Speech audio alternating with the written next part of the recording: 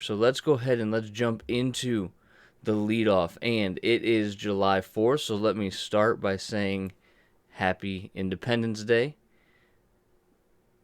Today is a day for America, right? Barbecues, baseball, whatever you may want to indulge in, boats, anything that could be fun for this remembrance of the day where America declared its independence. We celebrate that today, but there's also something else that we celebrate, well, or remember, I guess is the better way to say that.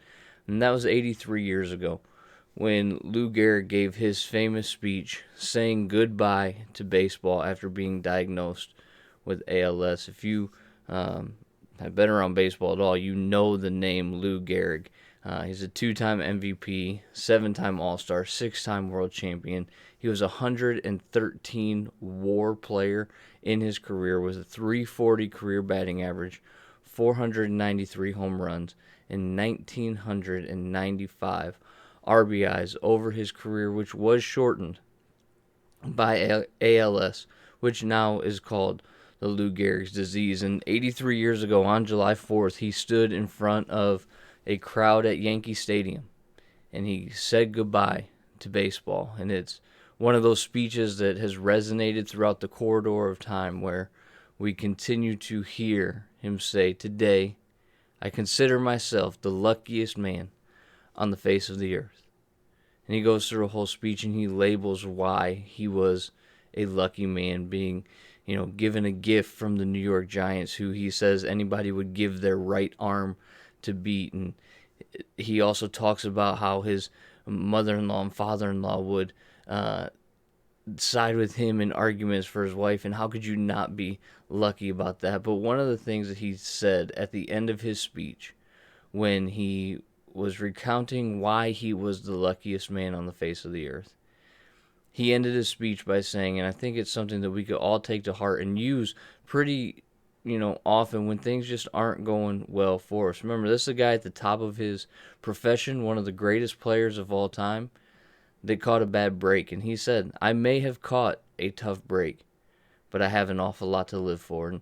And I read those words and I think about that consistently when I think about Lou Gehrig, is just the perspective that he went into that speech with, saying, "I might have caught a tough break, but I have an awful lot to live for." And we know ultimately ALS ended his life, but it was 83 years ago today, on Independence Day, that he gave that luckiest man speech in front of a packed house at Yankee Stadium.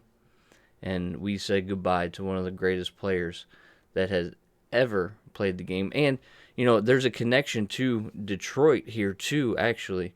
Because if it were not for Lou Gehrig, Hank Greenberg would not have been a Tiger.